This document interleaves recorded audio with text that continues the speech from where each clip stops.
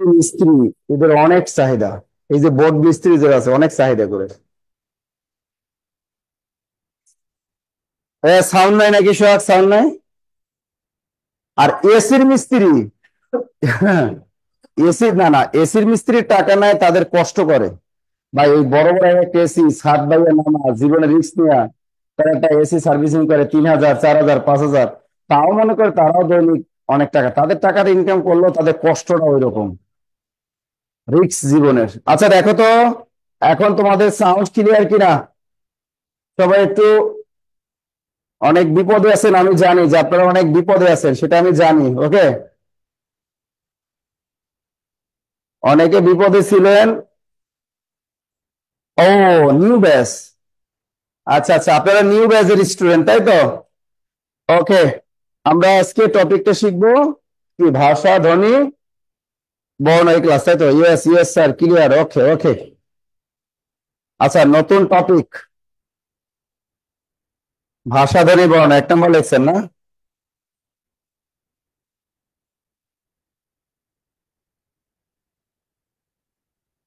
এই টপিকটার নাম কি? ভাষা রীতি।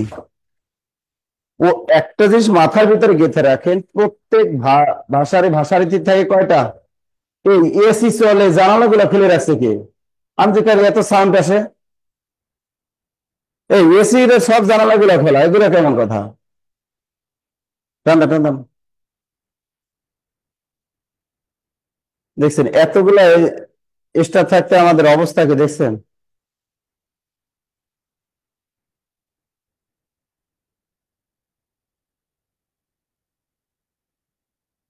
এসি সব জানালা গুলা খোলা রাখছে তো, যে এসি স্যার খেয়াল করে না। আচ্ছা লেখো, ভাষারীতি 2 প্রকার। ভাষারীতি কয় প্রকার?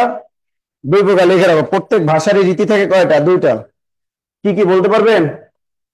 একটা হলো কথ্য, আর একটা কি? আমি মুখ দিয়ে কথা বলতেছি, আমি মুখ দিয়ে কি করতেছি? কথা বলতেছি, এটা হলো কথ্য রীতি। আর লিখিত মানে আপনারা যেটা এখন লিখতেছেন বা আমি যেটা লিখবো, তাহলে প্রত্যেক ভাষার এই দুই স্টাইল তো 2টাই থাকে তাই না? স্টাইল তো 3টা 4টা থাকে না, স্টাইল কয়টা? এই 2টাই। একটা হলো কথ্য, আর একটা কি? আর একটা হলো লেখ্য। তাহলে প্রত্যেক ভাষার ভাষারীতি কয়টি? 2টি। একটা হলো কথ্য, আর একটা কি? ক্লিয়ার সবাই? ক্লিয়ার? গুড। এখন এখান থেকে প্রশ্ন আমাদের কি কি আসতে পারে?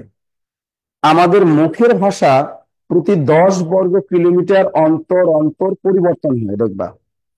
পুরনো ঢাকায় যদি যাই আমরা, পুরনো ঢাকায় ধরে একটা ভাষা দেখবেন, মাগা কই যে বেলাচ্ছ, কি খাই বেলাচ্ছ, কখনো শাদি করেন একটা, এই কথা কাটা বলে। সদরঘাট, শ্যামপুর, ওই শ্যামবাজার, এই থেকে নয়া বাজার, ওই অঞ্চলের নবাবপুর অঞ্চলের মানুষের ভাষাটাই কিন্তু এরকম, তাই না?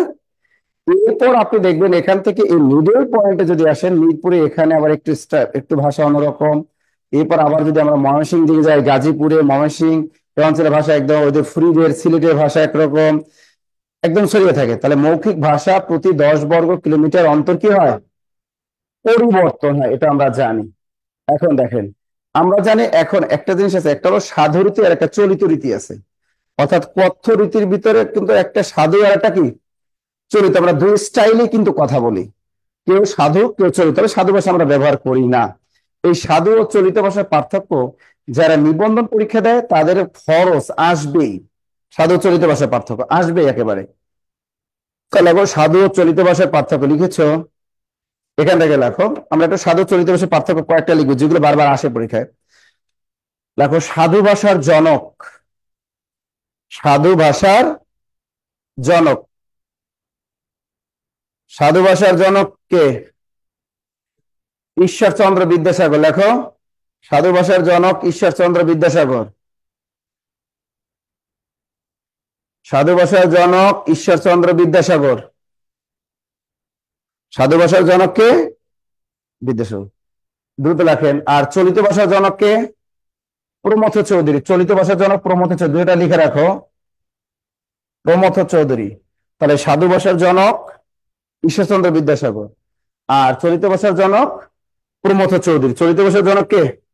প্রমথ চৌধুরী, যেটাকে আমরা ছোটবেলা প্রথম চৌধুরী হিসেবে চিনতাম, তাই না? এটা। এখন এখান থেকে কি আসবে? ভাষার কোন রীতি ব্যাকরণের নিয়ম মেনে চলে? সাধুরীতি। ভাষার কোন রীতি ব্যাকরণের নিয়ম মেনে চলে না? চরিত্ররীতি। এই একজনে লিখতেছে শুনতে পাচ্ছি না তো। কেন বাবুরা তোমরা শুনতে পাচ্ছ না কেন? এই সবাই কি শুনতে পাচ্ছেন? দেখেন তো। একজন ইচ্ছা শুনতে পাচ্ছে না তো।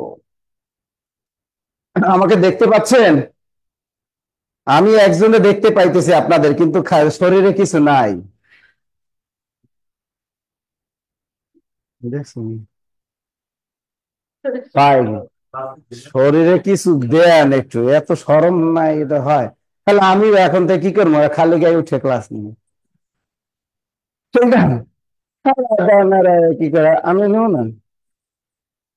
দেন না, ওই আর দুই, ওই দেখছেন আর দুইজন আবার ক্লাস করে, বাহ! কোলাকুলি করি আবার, বাবা! করেন করেন করেন। হ্যাঁ, তাহলে আমরা কি লিখছি?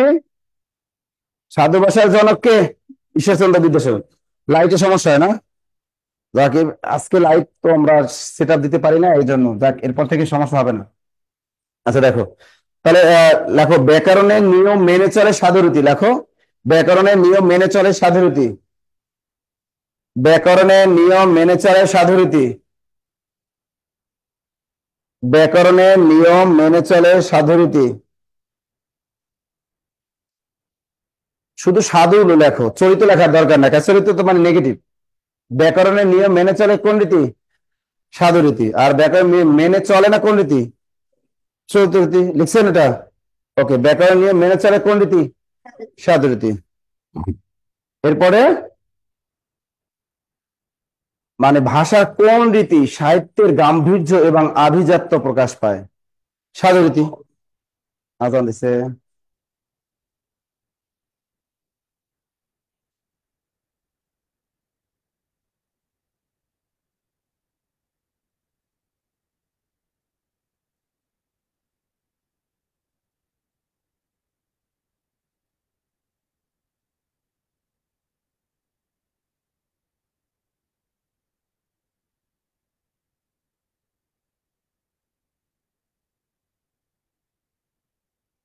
দেখো,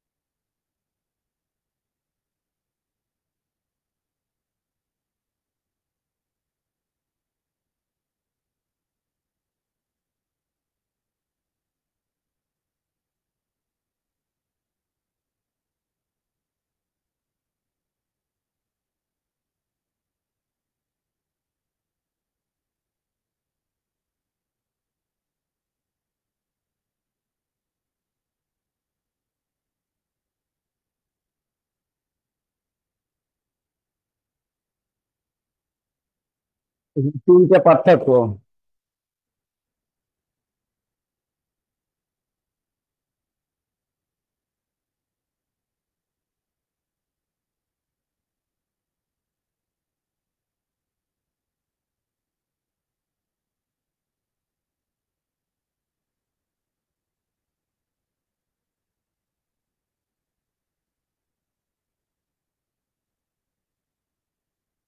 ওকে, একজনে কমেন্ট করে লিখেছেন, স্যার আমি জয়পুরহাট থেকে জয়েন করেছি কিন্তু কিছু শুনতে পাচ্ছি না। আমি কথা বললেন না শুনবা? আমি তো কিছু বলতেছিলাম না।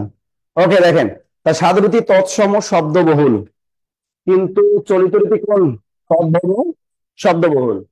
আর সাহিত্যের গাম্ভীর্য এবং আভিজাত্য প্রকাশ পায় একমাত্র সাধুরীতিতে, আর পায় না চলিত রীতিতে। আর নাটকের সংলাপ ও বক্তৃতায় অনুপযোগী কোন রীতি? সাধুরীতি। অভিনয় চরিত্র রীতি। এইটাই বুঝেন না?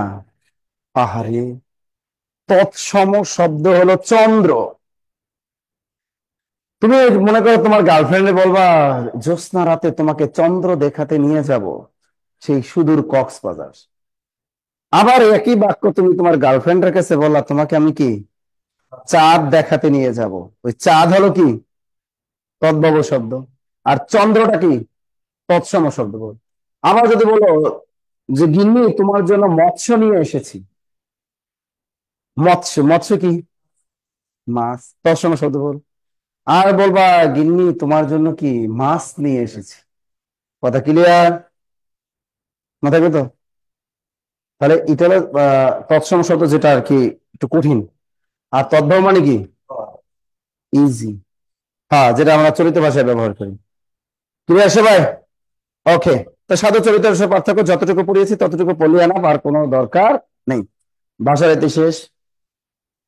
ব্রেইল ভাষা কারা ব্যবহার করে? লেখো, ব্রেইল ভাষা ব্যবহার করে দৃষ্টি প্রতিবন্ধীরা। একটু স্মার্ট ভাষা ব্যবহার করো, অন্ধ কেন? স্মার্ট ভাষা ব্যবহার করতে হবে, তাই না? মানুষের ভিতরে এখন তো কিন্তু অনেক চেঞ্জ আসছে। মানুষ দেখবে এখন এই ফেসবুকের যুগে, মোবাইলের যুগে ছোট ছোট বাচ্চারা দেখবা ওর মায়ের ভাষা এখন আর শিখতে পারতেছে না। ছোট ছোট বাচ্চারা এখন ইউটিউবের ভাষা শিখতেছে, ও হিন্দি শিখতেছে, ও মানে ইংরেজি শিখতেছে, মানে অন্যরকম কথা বলে, তাই না? সম্পূর্ণ অন্যরকম কথা বলে। যেমন এই যে আমার বাতিজিরে দেখো, ও কিন্তু মানে মানে আমারে ছাড়া ও একটা রাতও ঘুমাবে না। আমি যদি এই অফিস থেকে রাত 12টা 1টায় যাই, ও জায়গা থাকে। অথচ ও কিন্তু সকালে উঠে আবার স্কুলে যায়, কিন্তু আমার ছাড়াও ঘুমাবে না। And ওর যে কিছু কিছু ল্যাঙ্গুয়েজ আমি শুনি, শুনে মাঝে মাঝে হাসি যে ওই ভাষাগুলো শিখে কোথা থেকে। তার মানে আমি বুঝতে পারি নিশ্চিত কি করে, ও মোবাইল দেখে, কার্টুন দেখে, ওই কার্টুনের থেকে ও কি করে, ও ওই ল্যাঙ্গুয়েজ গুলো শেখে, তাই না? তাহলে ভাষা মূলত এরকম পরিবর্তনশীল। একটা সময় দেখবা এরকম আছে মাতৃভাষাটা যে কি ছিল তাই মনে থাকবো না, বলা মুশকিল। তুমি দেখো যে ওর সাথে কথা বলবো, বোঝা যাবে না ও যে বরিশাল্লা, ঠিক আছে না?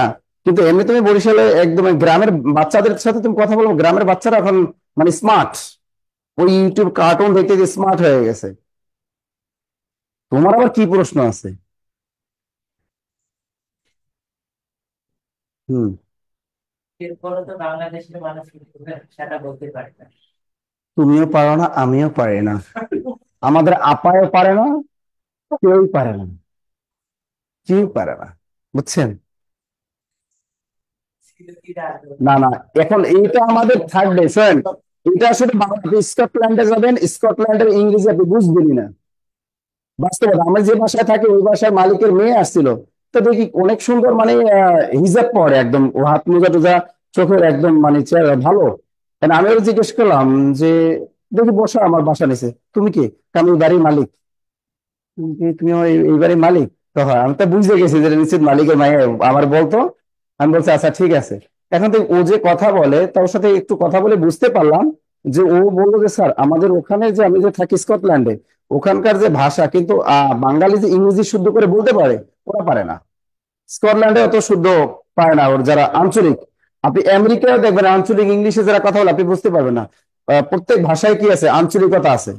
আপনি কখনোই চেষ্টা করবেন যে বরিশালের আর নোয়াখালীদের ভাষা এক হবে, এটা কখনোই না, এটা সম্ভব না। ওকে, তাহলে আমরা কি জেনে গেলাম? হ্যাঁ লেখো, ব্রেইল ভাষা ব্যবহার করে কারা? হ্যাঁ লেখো, ব্রেইল। অন্ধ কেন? দৃষ্টি প্রতিবন্ধী, নট অন্ধ। স্মার্ট ল্যাঙ্গুয়েজ ব্যবহার করতে হবে। দেখো, যারা অনলাইনে আছেন লেখেন, ব্রেইল ভাষা ব্যবহারকারী দৃষ্টি প্রতিবন্ধীরা, এই যে দৃষ্টি প্রতিবন্ধীরা, দৃষ্টি দৃষ্টি প্রতিবন্ধীরা, দ্রুত লেখো, দ্রুত লেখেন,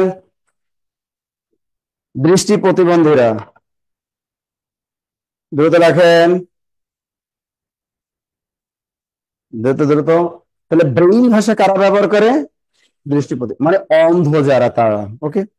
এবার ইশারা ভাষা কারা ব্যবহার করে?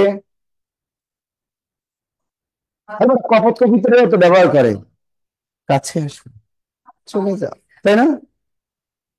কি বলে না, কাছে আসো, এই যে আবার বলি কি, দূরে যাও। তাহলে এই যে দেখো, তাহলে ইশারা ভাষা কিন্তু আমরা সবাই ব্যবহার করি, আকার ইঙ্গিতে অনেক, হুজুরা সবচেয়ে বেশি করে, তাই না? হুজুরা প্রেম করে বেশি, এই লোকে এরা কি করে, এরা ইশারা ভাষা বেশি ব্যবহার করে আরো, তাই না? লেখেন লেখেন লেখেন, আবার লেখেন না ইশারা ভাষা হুজুররা ব্যবহার করে, এটা লেখেন না। খাতা আবার যখন অনলাইন আছে লেখেন না ইশারা ভাষা হুজুররা ব্যবহার করে। ইশারা ভাষা কারা ব্যবহার করে?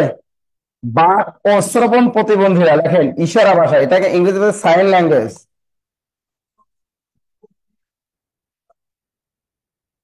হ্যাঁ, হ্যাঁ, সেটাই তো কথা, কথা সত্য। লেখেন ইশারা ভাষা কারা ব্যবহার করে? বাক ও শ্রবণ প্রতিবন্ধীরা। হ্যাঁ লেখো, বাক ও শ্রবণ প্রতিবন্ধীরা, লেখো বাক ও বাক ও শ্রবণ প্রতিবন্ধীরা।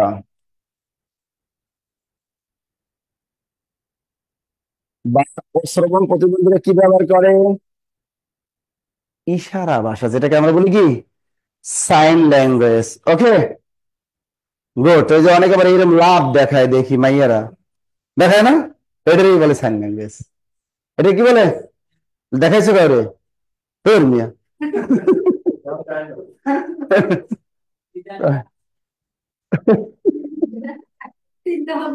ও চিন্তা ভাবনা আছে, ওরে খাইছে রে, চিন্তা ভাবনা আছে।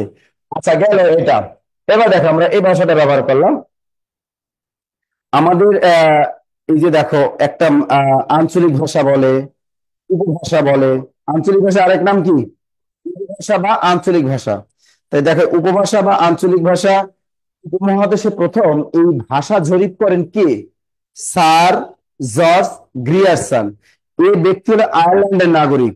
উনি যখন ভারতীয় উপমহাদেশে আসলো, তখন তিনি দেখলো যে এই দেশের ভাষাটা অনেক চমৎকার, বাংলা ভাষাটা। উনি চমৎকার ভাবে বাংলা ভাষাটা শিখলো, এবং উনি কি করলো, ভাষা জরিপ চালালো। দেখলো পশ্চিমবঙ্গের মানুষ কেমনে কথা বলে, ঠিক আছে না, পূর্ব বাংলার মানুষ কেমনে কথা বলে, টোটাল ভারতীয় উপমহাদেশে ভাষাটা আছে না আমাদের, এই অঞ্চলের ভাষাগুলোকে তিনি জরিপ করলেন। তাই পরীক্ষা আসতে পারে, ভারতীয় উপমহাদেশে প্রথম ভাষা জরিপ করেন কে? লেখো, দ্রুত লেখেন, উপমহাদেশে প্রথম ভাষা জরিপ করেন, উপমহাদেশে প্রথম ভাষা জরিপ করেন কে? Sir George Grierson. লোকটার নাম কি? Sir George Grierson. উপমহাদেশে প্রথম ভাষা জরিপ করেন কে? Sir George Grierson.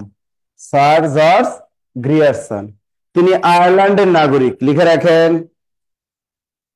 আসলে বাংলাদেশে বাংলা ভাষার অবদান সব বিদেশিদেরই। হ্যাঁ, বিএনপির অবদান নাই, আওয়ামী লীগের অবদান নাই, সব অবদান দেখি কাদের? বিদেশিদের।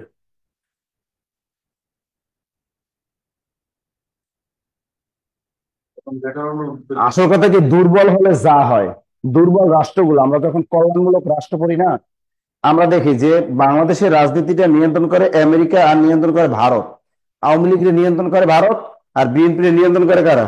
আমেরিকা। ঠিক আছে না, তা আমরা হলো ঘেরা কলে, বাঙালি কি ঘেরা কলে।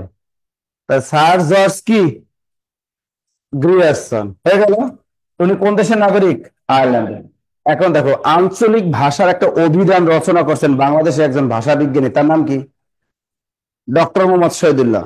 লেখো, আঞ্চলিক ভাষার অভিধান প্রথম রচনা করেন, আঞ্চলিক ভাষার অভিধান আঞ্চলিক ভাষার অভিধান প্রথম রচনা করেন, আঞ্চলিক ভাষার অভিধান, আঞ্চলিক ভাষার অভিধান প্রথম রচনা করেন ডক্টর মোহাম্মদ শহীদুল্লাহ। যদি অনলাইনে কেউ কোনো কিছু না বুঝতে পারেন কমেন্ট করবেন। Doctor Mohammad Shahidullah, doctor Mohammad Shahidullah. ওটা তো রামচন্দ্র বিদ্যাবাগীশ, ওটা আলাদা। আর এটা হলো আঞ্চলিক ভাষার অভিধান, একটা লিখছে, এটা হলো ডক্টর মোহাম্মদ শহীদুল্লাহ। ও অভিধানটার নামই কি? আঞ্চলিক ভাষার অভিধান। ওকে সবাই, গুড। এটা কিন্তু অনেকবার আসে যে আঞ্চলিক ভাষার অভিধান প্রথম কে লেখেন। এখন যদি বলে তাহলে বাংলা ভাষার অভিধান প্রথম লিখছে কে, বলতে পারো? বাংলা ভাষার অভিধান প্রথম কে লিখছেন? সত্যি লেখেন, বাংলা ভাষার অভিধান, বাংলা ভাষার অভিধান প্রথম রচনা করেন, বাংলা ভাষার অভিধান প্রথম রচনা করেন, বাংলা ভাষার অভিধান প্রথম রচনা করেন, বাংলা ভাষার অভিধান প্রথম রচনা করেন কে, বলতে পারবেন? মনোয়েল দা আসুম্পসাউ। এই লোকটা থাকতো কিন্তু আমাদের গাজীপুরের ভাওয়ালে। মনোয়েল দা আসুম্পসাউ, লোকটার নাম কি? এই প্রথম অভিধান রচয়িতা, লোকটার নাম অনেক কিউট একটা নাম, মনোয়েল দা আসুম্পসাউ। সরিয়া স মপম্পর আসুম্পসাউ, মনোয়েল দা কি? আসুম্পসাউ, মনোয়েল দা আসুম্পসাউ। আসলে নামটা মনে থাকবে না, এই জন্য শ্যাম্পু মনে রাখতে পারো। Shampoo, shampoo. হুম।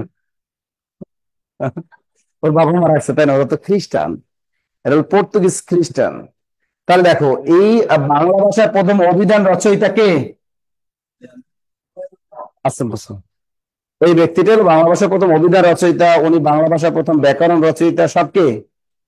এই ব্যক্তিটাই কিন্তু। ওকে, গুড। তো আমরা এটা লিখছি। এখন যদি যদি বলে বাংলা ভাষার প্রথম ব্যাকরণ রচনা করেন কে, তাও এই ব্যক্তি। দেখো, বাংলা ভাষার প্রথম ব্যাকরণ রচয়িতা, ভাষার লিখবা, ভয়কার ভাষ হয়কার সার, বাংলা ভাষার প্রথম ব্যাকরণ রচয়িতা।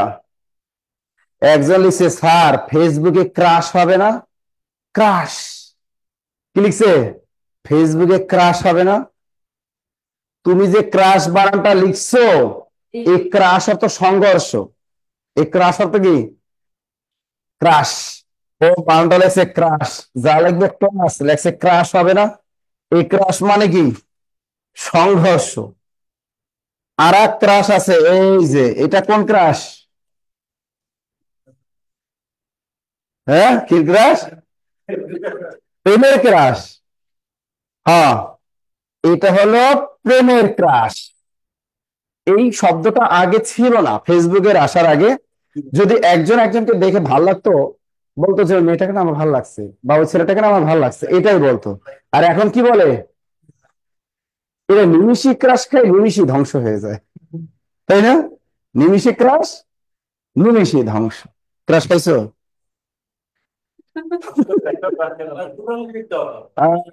আমার অনলাইনে যারা আছেন, কি ক্রাশ পাইছেন নাকি?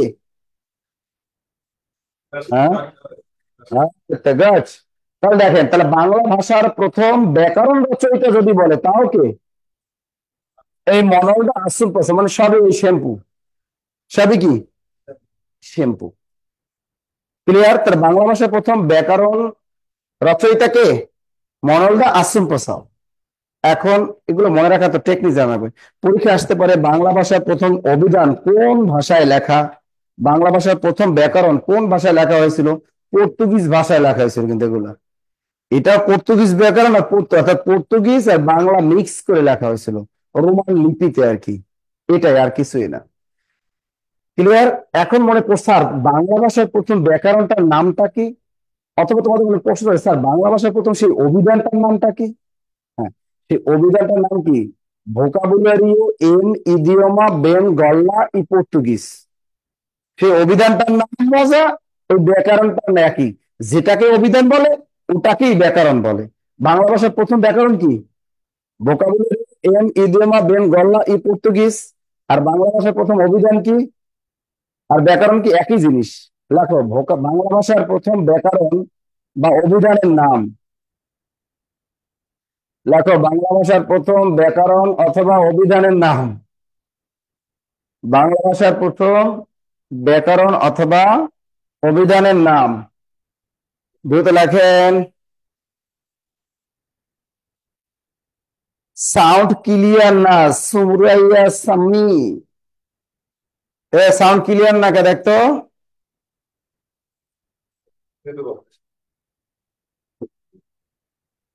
আচ্ছা, কি লিখছেন? বাংলা ভাষার প্রথম ব্যাকরণের নাম অথবা বাংলা ভাষার প্রথম অভিধানের নাম কি? ভোকাবুলারিও, এম, ইডিওমা। লেখো ভয়কার ভো, কয়কার কা, বয়স্কের বু, লয়কাল্লা, রস্কেরিও। ভোকাবুলারিও, এম, ইডিওমা, রস্কে দশকে ইদি ও ময়কার মা, ইডিওমা, বেন গল্লা, বেন গ, বেন গল্লা কি? পর্তুগিজ। লেখো ভোকাবুলারিও, এম, ইডিওমা, বেন গল্লা পর্তুগিজ। Sound clear? ভোকাবুলারিও, এম, ইডিওমা, বেন গল্লা পর্তুগিজ। লেখেন তাহলে ভোকাবুলারিও, এম, ইডিওমা, বেন গল্লা পর্তুগিজ। আচ্ছা, এবার আমি একটা আপনাদের কথা বলি। যারা অনলাইনে ক্লাস করতেছেন জুমে, অনেকে দেখতেছি ক্যামেরা ওপেন, অনেকের ওপেন না। এখন মনে মনে অনেকে ভাবতেছে যে আমি যদি ক্যামেরাটা ওপেন করি তাহলে আমার পিছনের ঘর বাড়ি সব দেখা যাবে, আমার তো ভাঙা ঘর। ভাই, এই পৃথিবীতে জন্মলাভ করছেন বাংলাদেশে, এখানে প্রত্যেকটা মানুষের একটা ভাঙ্গা ঘর ছিল। প্রত্যেক মানুষের একটা ভাঙ্গা ঘর থেকে তৈরি হয়েছে। এটা নিয়ে আপনি গর্ববোধ করেন যে আপনার সারা দেখবে আরে আমার পাশে কি উপরে টিনও নাই। ভাই, আগে তো আমাদের টিনও তো ছিল না গ্রামে। আমার মনে পড়ে যে আমাদের ঘরের উপরে ছিল গোল পাতা, আছে না গোল পাতা? সুন্দরবন থেকে এগুলা নিয়ে আসতো আমাদের অঞ্চলে। তো ওই গোল পাতা দেখতাম, আমার বাপে দেখতাম ওই গোল পাতা কিনে নিয়ে আসতো, ওই গোল পাতা দিয়ে ছাউনি দিত, ঘরের চাল চাইতো দেখতাম, পাকঘরের ওই ওইরকম। আর আরেকটা চাইতো কি, নাড়া দিয়া, নাড়া নাড়া ছিল না ধানের অফিসে, নাড়া দিয়ে কিন্তু এবং অনেক সুন্দর লাগতো ঘরগুলা কিন্তু। হ্যাঁ, ওগুলা মানে এবং আমি আমার ওই উপরে উঠে ওইগুলা নাড়া দিয়ে আমি কি সুন্দর চাল পাইতে পারতাম। অনেক মজার দিনগুলা ছিল রে। পাকঘর গুলা আবার নিচে চাল বাইতে আবার মানুষ নিয়ে আবার উঠেই ফেলাইতো। হ্যাঁ, আমরা ধরতাম উঠাইতাম, ভালোই লাগতো ওই দিন। যেদিন চাল উঠাইতো আবার মানুষ একসাথে মিলা সবাই খাইতো, গ্রামের মানুষ। এই দিনগুলো আসলে মিস করি। এরপর আসলো ডিজিটাল যুগ, টিনের শব্দ, তাই না? এগুলো আসলে কিছু না, প্রত্যেক মানুষ, আমার বাড়িতে যদি কেউ যায়, আমার বাড়িতে কিন্তু ঘর নাই, সেই টিনের একটা ঘর আমার মা উঠাইছে, সেটাই আছে। এখন পর্যন্ত যে উঠাবো সেই টাইমই পাই না। তা আমার একদিন গেছে আমার স্টুডেন্ট, আমি বাড়িতে গেলে অনেকে খোঁজে ঈদ কোরবানিতে যে নাসির স্যার আসছে এই গ্রামে, আমার খুঁজতে আসে, অনেকে দেখা করতে আসে। এখন এসে মানুষ দেখে, মানুষকে জিজ্ঞেস করে কই, তাহলে এইটা কি স্যারদের বাসা হইতে পারে? এটা কি পারে স্যারের বাসা? ঠিক আছে, আসল কথা হলো ওইটা না, যে মানুষের তোমার ঘর বাড়ি যাই হোক, আল্লাহ তোমাকে যেখানে রাখতে থাকো, এমন সময় তোমার এমন টাকা আসবে তখন তুমি কল্পনা করতে পারবে না। এখন পড়াশোনা করো, স্টাডি সময় ওরকম ভালো ভালো বাড়ি তুমি অনেক তৈরি করতে পারবা। সবাই স্টাডি করেন, পড়াশোনা করেন নিয়মিত, ইনশাল্লাহ হবে। তাহলে ভোকাবুলারি, এম, ইডিওমা, বেন গল্লা কি? পর্তুগিজ। এখন এই হইলো সেই বাংলা ব্যাকরণটার নাম, আর হইলো আমাদের সেই বাংলা অভিধানটার নাম। এই হলো এত বড় নাম। তো এত বড় নামটা যত মনে থাকবে না, মনে রাখবা পর্তুগিজ শ্যাম্পু। কি মনে রাখবা? হ্যাঁ, পর্তুগালের শ্যাম্পু অথবা পর্তুগিজ শ্যাম্পু। ওই যে ক্রিস্টিয়ানো রোনালদো, যার একাধিক গার্লফ্রেন্ড থাকে, একটা ফুটবলার আছে না যার একাধিক গার্লফ্রেন্ড দেখি আমরা, হ্যাঁ, সেই সে পর্তুগিজ শ্যাম্পু। তা মনে রাখতে পারবো শ্যাম্পু মানে কি বলতে পারবো? এই মনোল দাসুম প্রসাদ। তাহলে আমরা এখান থেকে শিখতে পারলাম কি, বাংলা ভাষার প্রথম ব্যাকরণের নাম কি? বাংলা ভাষার প্রথম অভিধানের নাম কি? সবই শ্যাম্পু, পর্তুগিজ শ্যাম্পু। এটা মনে রাখলে আমরা, কি ঠান্ডা লাগে আপনাদের? এই এসি কমাই দে, ওদের তো ঠান্ডা লাগে। ওটা বন্ধ করে দে, একটা স্যার শুধু, এই একটা স্যার একটা। আচ্ছা, এরপর দেখো, এবার দেখো, যদি পরীক্ষায় এইটা না থাকে যে বাংলা ভাষার প্রথম ব্যাকরণের নাম কি? পর্তুগিজ শ্যাম্পু। এবার একটা স্টার দিয়ে লেখো শর্টকাটে, বাংলা ভাষার প্রথম ব্যাকরণের নাম পর্তুগিজ শ্যাম্পু, এটা লেখো। আমি যেভাবে লেখি এভাবে লেখো, বাংলা ভাষার প্রথম ব্যাকরণের নাম কি লিখবা? পর্তুগিজ শ্যাম্পু, এভাবে মনে রাখো। যদি এইটা পরীক্ষায় না থাকে তাহলে পাবলিক দিয়ে লেখো, a grammar of the,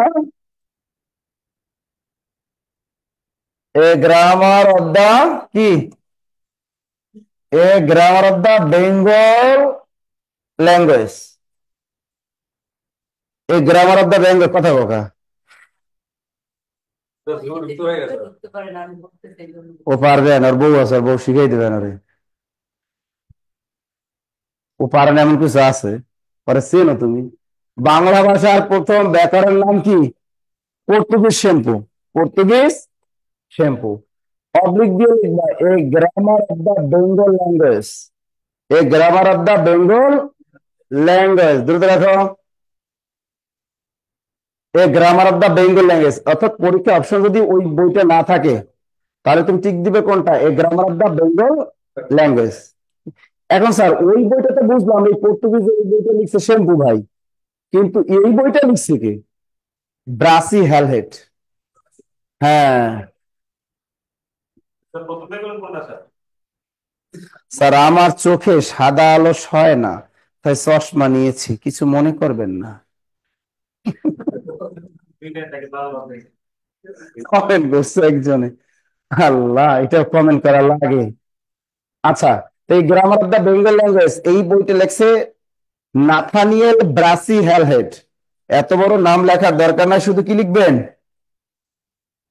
Brassey Halhed, আবার হেলমেট লেখো না, ব্রাসি হ্যালহেড। হ্যাঁ, নাথানিয়েল ব্রাসি হ্যালহেড, মনে থাকবে তো?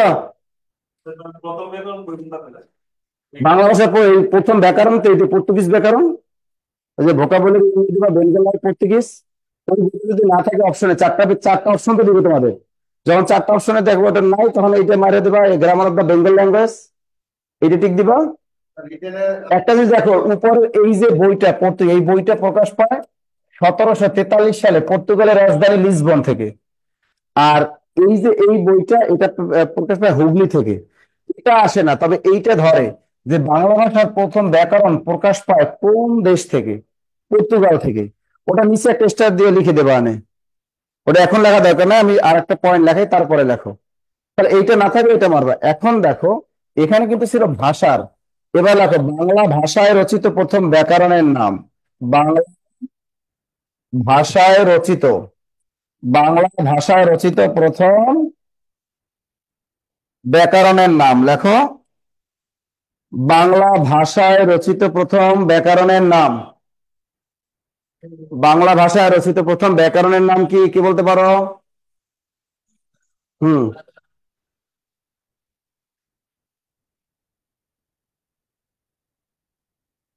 বাংলা ভাষায় রচিত প্রথম ব্যাকরণের নাম কি? গট, গৌড়ীয় ব্যাকরণ।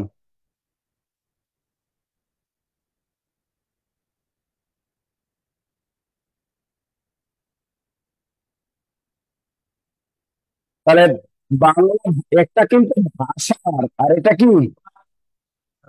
একটা তুমি মাথায় রাখবা, ভাষায় মানে কি জানো? এই যে তোমরা লিখতেছো খাতায়, এটা ভাষা মানে বাংলা একদম মাতৃভাষায়, এটা হলো ভাষার। যদি ভাষার বলে তাহলে পর্তুগিজ শ্যাম্পু মেরে দিবা। আর যদি বলে বাংলা ভাষায় রচিত প্রথম ব্যাকরণ নাম, তাহলে গৌড়ীয় ব্যাকরণ। রচয়িতা রাজা রামমোহন রায়। কে লিখেছেন এটা? রাজা রামমোহন রায়, দ্রুত লেখো, রচয়িতা রাজা রামমোহন রায়। লিখছেন সবাই? গুড। এবার একটা প্রশ্ন লেখে, যদি পরীক্ষায় প্রশ্ন আসে বাংলা ভাষার প্রথম ব্যাকরণ প্রকাশ পায় কোন দেশ থেকে? পর্তুগিজ না, পর্তুগাল। হ্যাঁ, পর্তুগিজের একটা জাতির নাম। লেখো। ওই যে পর্তুগিজের জাহাজগুলো এখনো পাওয়া যায়, দেখো না, বিভিন্ন দেশে 500 বছর 400 বছর আগে। ও পর্তুগিজরা তো অনেক ডেঞ্জারাস, অনেক সাহসী। আর আমরা সারার এই বরিশাল থেকে ভোলা স্পিড বোটে গেলেই দেখি ওরে পরান কাইপা যাইতেছে। হ্যাঁ, আর ওরা কিভাবে এগুলো আসছে রে। এবার কি লিখবো আমরা? বাংলা ভাষায় বাংলা ভাষার প্রথম ব্যাকরণ প্রকাশ পায় পর্তুগাল থেকে। পর্তুগাল, পর্তুগাল থেকে। অর্থাৎ পর্তুগালের রাজধানী লিসবন থেকে। এটা লিখে রাখো, পর্তুগালের রাজধানী লিসবন থেকে 1743 সালে। অর্থাৎ যে শ্যাম্পু আছে না, শ্যাম্পু প্রকাশ পায় কোথা থেকে? পর্তুগালের রাজধানী লিসবন থেকে। পর্তুগালের রাজধানী লিসবন থেকে। ক্লিয়ার? ওকে। এবার আমরা কি লিখবো?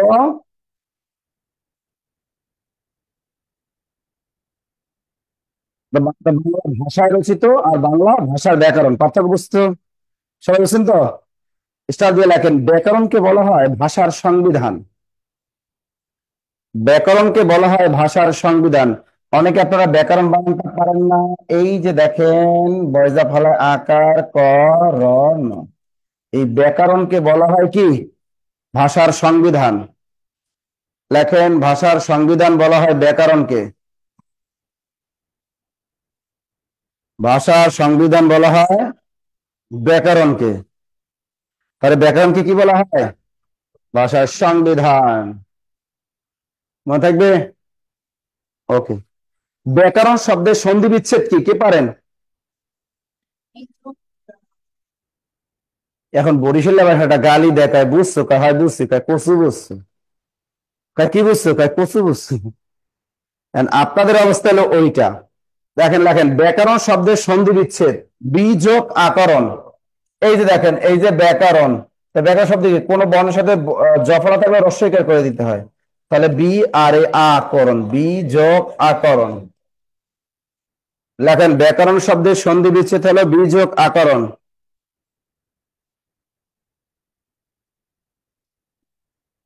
ব্যাকরণ শব্দের সন্ধি বিচ্ছেদ বি যোগ আকরণ। বি যোগ আকরণ। ব্যাকরণ শব্দের সন্ধি বিচ্ছেদ কি? বি যোগ আকরণ। এবার লেখেন, তানিয়া একটা লিখছে, স্যার ইংরেজি ক্লাসটা কখন হবে? এখন তো বাংলা ক্লাস, এখন ইংরেজি হবে কেন? আচ্ছা, এরপরে লেখেন, এবার কি লিখবো? কি লিখছিলাম? ও, এবার লেখো ব্যাকরণ শব্দের ব্যুৎপত্তিগত বিশ্লেষণ। লেখো ব্যাকরণ শব্দের ব্যুৎপত্তিগত বিশ্লেষণ।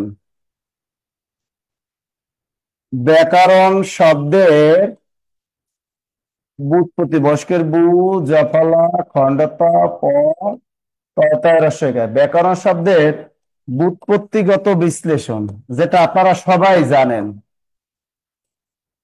ব্যাকরণ শব্দের ব্যুৎপত্তিগত বিশ্লেষণ কি?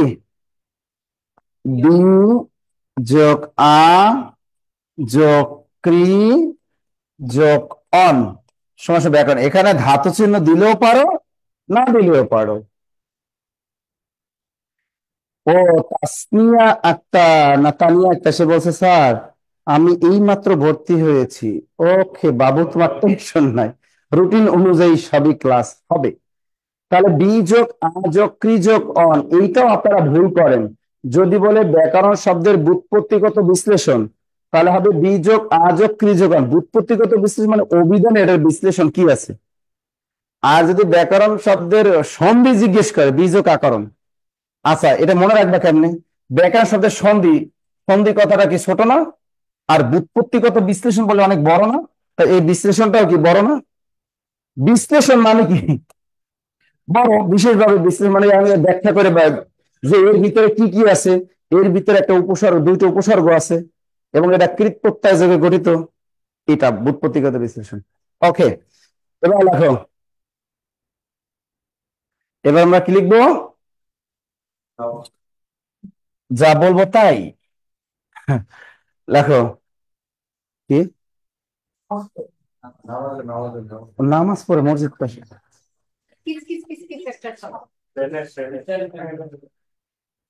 তো আমাদের নজির দেওয়া হচ্ছিল স্যার, সবাই নামাজ পড়ছে। ওই এখানে কি এই শব্দ কিসের? হ্যাঁ, সবাই ক্লাস মিলে শব্দ না হয়েছে। এই শব্দ যদি কোনো গ্রামের বাড়িতে রাতে একা ঘুমাই তার যদি শুনতা কেমনটা লাগতো? হ্যাঁ, এই যারা গ্রামের এখানে অনেকে ক্লাস করে, এই রাতে যদি একা বাসায় ঘুমায়, এরপর যদি রাতে এরকম টুসটা শব্দ টব্দ শোনা যায় তো খাইছে রে। আচ্ছা, এবার দেখো, ব্যাকরণের আলোচ্য বিষয় চারটি। বাংলা ব্যাকরণের আলোচ্য বিষয় চারটি। দ্রুত লেখেন, বাংলা ব্যাকরণের আলোচ্য বিষয় চারটি।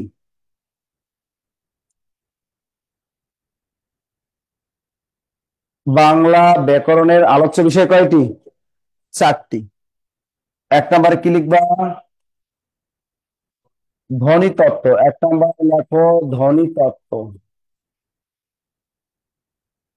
ধ্বনি তত্ত্ব, যেটাকে আমরা ইংরেজিতে বলি ফনোলজি। কি বলি এটা? ফনোলজি। তা ধ্বনি তত্ত্বে কি কি বিষয় আলো, এখান থেকে একটা প্রশ্নই বারবার আসে, সন্ধি ব্যাকরণে কোন অংশ আলোচিত হয়? টেকনিক দিয়ে লেখায় দিই, যে আমরা এটা টেকনিক দিয়ে লিখতে পারি, ধ্বনি ন স বাকযন্ত্র এবং বর্ণের সাথে সন্ধি করলো, এবং বর্ণের সাথে কি করলো?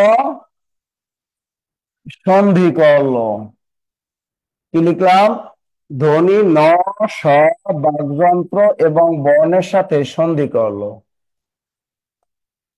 তাহলে পরীক্ষা আসতে পারে, সন্ধি ব্যাকরণে কোন অংশে আলোচিত হয়? ধ্বনি তত্ত্বে। ন স মানে নত্ব ও সত্ত্ববিধি ব্যাকরণে কোন অংশে আলোচিত হয়? ধ্বনি তত্ত্বে। বাকযন্ত্র ব্যাকরণে কোন অংশে আলোচিত হয়? ধ্বনি তত্ত্বে। তাই ন স দিয়ে মনে রাখবা, নত্ব সত্ত্ববিধি, বাকযন্ত্র, বর্ণ বর্ণমালা অথবা সন্ধি, এইটা পরীক্ষায় সবচেয়ে বেশি আসে। বুঝতে পেরেছেন? তাই সন্ধি ব্যাকরণে কোন অংশে আলোচিত হয়? ধ্বনি তত্ত্বে। ওকে, গুড। তাহলে এক নম্বরে গেল ধ্বনি তত্ত্ব। দুই নম্বর লেখো রূপতত্ত্ব বা শব্দ তত্ত্ব। রূপতত্ত্ব অথবা কি, এটাকে ইংরেজিতে বলে মরফোলজি। মরফোলজি। আমাদের ডিপার্টমেন্টে এক ম্যাডাম ছিল, মরফোলজি পড়াইতো। ম্যাডাম নিজেই বুঝে না মরফোলজি কি। তো একদিন আমি ক্লাসে, ম্যাডাম আপনি যে পড়াচ্ছেন মরফোলজি আমাদের, কিন্তু আপনি নিজেই তো বুঝেন না, আমাদের বুঝাবেন কি? আপনি কেমনে ঢাকা ভার্সিটি টিচার হইলেন? আরে খেপারে আমার ভাইয়া, তুমি জানো আমি ডিপার্টমেন্টের চেয়ারম্যান। আমি কি, আপনি তো সারা জীবন তো আমাদের খালি এই অ্যাসাইনমেন্টে দিয়ে গেলেন, খালি অ্যাসাইনমেন্টে। তা আমরা যদি অ্যাসাইনমেন্টই করি তাহলে আপনি কি পাবেন আমাদের? আপনি কি পারবেন? আমার প্রশ্ন ছিল এটাই, যে ম্যাডাম আমরা তো ইউনিভার্সিটিতে আপনারা তো টাকা দিয়ে পড়ি, এখানে প্রতি মাসে 20 টাকা করে দিই আমরা। হ্যাঁ, ঢাকা ইউনিভার্সিটি পড়তে তো 20 টাকা লাগে। আমি কই যে প্রতি মাসে 20 টাকা করে যে আমরা দিই, ঢাকা ইউনিভার্সিটিতে পড়ি, সরকার এত টাকা ব্যয় করে, আমরাও 20 টাকা দিই আপনাদেরকে, এই টাকা আপনাদের বেতন হয়। কিন্তু আপনারা তো বাসায় বসে স্টাডি করেন না, আমাদের পড়াচ্ছেন মরফোলজি, আপনি নিজে বুঝাতে পারতেছেন মরফোলজি কি। তা আমরা বুঝবো কি? আর আমাদের খালি অ্যাসাইনমেন্ট দেন। তা আমরা যদি অ্যাসাইনমেন্ট করি না, খালি আপনার কাছে জমা দিই, তা আপনি কি করেন? আপনি বরং অ্যাসাইনমেন্ট বাসায় বসে করবেন না, আমাদের দিবেন। মানে এদের কোনো মাথায় কোনো মানে ইউনিভার্সিটির টিচার আছে, এরা অধিকাংশ ভুয়া। দেখবা ঢাকা ইউনিভার্সিটি টিচারদের ভিতরে 50% টিচার হলো দলীয়, 50% টিচার কি সব দলীয়। এদের কোনো জ্ঞান নাই, এই জন্য তো ঢাকা ভার্সিটিতে এখন কোনো র্যাঙ্কিংই নাই, কোনো র্যাঙ্কিংই থাকে না বাংলাদেশে। হ্যাঁ, এর মূল কারণ কি, আমাদের শিক্ষা ব্যবস্থাটা ভালো না। আর এক ম্যাডাম আসছে, সে কি করতো, কয়, এই তুই অনেক দুষ্ট। আমি কি, জি ম্যাডাম। তোর অ্যাসাইনমেন্ট দিলাম। আমি কিসের অ্যাসাইনমেন্ট? তাই সিনেমার। আমি দেন খায়রুল সুন্দর। বেটা খায়রুল সুন্দরের অ্যাসাইনমেন্ট কি? ম্যাডাম সে আবার কি সাবেক শিক্ষামন্ত্রী মেয়ে, নুরুল ইসলাম নাহিদের মেয়ে। ঠিক আছে। আমি কি, ম্যাডাম দেন সিনেমা দেন, যা দেন দেন, আমি অ্যাসাইনমেন্ট করি। আপনারা তো অ্যাসাইনমেন্ট করবেন না, তবে আমাদের দিয়ে দেন আমারে। কি সিনেমা? কয় পারফিউম। আমি কি পারফিউম কি? সিনেমা কি? আমি তো জীবনে ম্যাডামের নামই শুনি নাই। তো কি সিনেমা নাম শুনছে ম্যাডাম? ওই খায়রুল সুন্দরী, মাথা নষ্ট, মন বসে না পড়ার টেবিলে, বলবো কথা বাসর ঘরে, ইঞ্চি ইঞ্চি প্রেম। ম্যাডাম আমি ওইসব সিনেমার নাম শুনছি, বুঝছেন? তো এরা হলো ইউনিভার্সিটির টিচার। বাংলাদেশ যে কই যাচ্ছে! ধ্বনিতত্ত্ব রূপতত্ত্ব পড়া দরকার নাই। 3 নম্বর কি? ধ্বনিতত্ত্ব রূপতত্ত্ব বলতে পারবা না? বাক্যতত্ত্ব। ধ্বনিতত্ত্ব রূপতত্ত্ব বাক্যতত্ত্ব। তা বাক্যতত্ত্ব আরেক নাম কি? পারবেন? ইংরেজি বলে সিনট্যাক্স। বাক্যতত্ত্ব ইংরেজি বলে সিনট্যাক্স। ধ্বনিতত্ত্ব রূপতত্ত্ব বাক্যতত্ত্ব বা পদক্রম বলা হয় এটাকে। তো এই বাক্যতত্ত্বে কি কি বিষয় আলোচিত হয়? আমরা মনে রাখতে পারি, জবর একটাই, প্রবাদ বা উক্তি, আমি কারক পারি না। মনে থাকতে পারবা? দেখো, জবার অন্তস্থ জ, বয়কারে বার, জবার একটাই। তোমাদের গরম লাগে না? আগে নেই স্যার, আপনার কথা শুনছি, বলুন। ও, তোমরা কথা বলতেছো না এই জন্য। জবার একটাই প্রবাদ, জবার একটাই প্রবাদ বা উক্তি। জবার একটাই প্রবাদ বা উক্তি, সে কারক পারে না। ওই মেয়েটা কি পারে না? সে কারক পারে না। এই লাইনটা একদম মুখস্থ করো। জবার একটাই প্রবাদ বা উক্তি, সে কারক পারে না। অনলাইনে যারা আছেন লেখেন এটা। জবার একটাই প্রবাদ বা উক্তি, সে কারক পারে না। জ দিয়ে কি মনে রাখবা? জ্যোতি চিহ্ন। তার যদি পরীক্ষা আসে, জ্যোতি বা বিরাম চিহ্ন ব্যাকরণে কোন অংশে আলোচিত হয়? বাক্যতত্ত্বে। বা দিয়ে মনে রাখবা, বয়কার বা, চয়জা ফলা, তাতে কি হয়? বাচ্য। এক দিয়ে কি মনে রাখবা? এক কথায় প্রকাশ। এক দিয়ে লেখো, এক কথায় প্রকাশ লেখো। প্রবাদ দিয়ে লেখো প্রবাদ প্রবচন, উক্তি দিয়ে উক্তি, আর কারক দিয়ে কারক। এটাই পরীক্ষায় সবচেয়ে বেশি আসে। কারক ব্যাকরণে কোন অংশে আলোচিত হয়? কারক ব্যাকরণের কোন অংশে আলোচিত হয়? কিন্তু পদে কি স্যার? বাচ্চ। বয়কার বা দিয়ে মনে রাখবা বাচ্চ। এক দিয়ে লিখবা এক কথায় প্রকাশ। প্রবাদ দিয়ে লিখবা প্রবাদ প্রবচন, উক্তি দিয়ে উক্তি, কারক দিয়ে কারক। যারা অনলাইন আছে, লেখা শেষ হলে লিখবা ডান। কি লিখবা? ডান। তাহলে জবার একটাই প্রবাদ বা উক্তি, সে কারক পারে না। ওকে? ইতে ওরে বেটা, র দিয়ে সবটা দিয়ে কি তোমার বানানো লাগবে? হ্যাঁ বেটা, তোর সাথে যে বউ কেমনে আছে আমি এই চিন্তা করি। হ্যাঁ? তাহলে এই জ দিয়া জ্যোতি চিহ্ন, বা দিয়ে বাচ্চ, এক দিয়ে এক কথায় প্রকাশ, প্রবাদ দিয়ে প্রবাদ প্রবচন, উক্তি দিয়ে উক্তি, কারক দিয়ে কারক। তাই কারক, ঠিক আছে। তাই কারক ব্যাকরণে কোন অংশে আলোচিত হয়? বাক্য। ধ্বনিতত্ত্ব রূপতত্ত্ব বাক্য। 4 নম্বরে কি? অর্থতত্ত্ব। অর্থতত্ত্ব হলো প্রতি, বিপরীত, বাগার্থ। কি লিখবা টেকনিক? প্রতি, বিপরীত, বাগার্থ। এই হলো টেকনিক। অর্থতত্ত্ব আলোচিত হয় প্রতি, বিপরীত, বাগার্থ। প্রতি দিয়ে মনে রাখবা প্রতিশব্দ। প্রতি দিয়ে মনে রাখবা প্রতিশব্দ। বিপরীত দিয়ে মনে রাখবা বিপরীত শব্দ। বিপরীত শব্দ। বাগ দিয়ে মনে রাখবা বাগধারা। এই বাগধারাটা আর থয়রের দিয়ে মনে রাখবা অর্থতত্ত্ব। থয়রের দিয়ে মনে রাখবা যে অর্থতত্ত্ব। অর্থতত্ত্বে কি কি বিষয় আলোচিত হয়? প্রতিশব্দ, বিপরীত শব্দ, বাগধারা।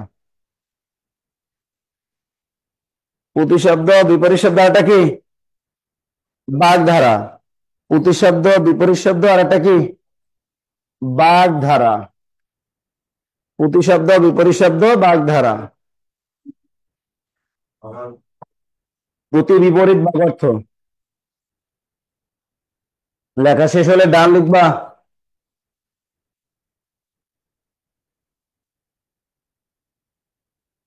কি ক্লিয়ার সবাই? ওকে।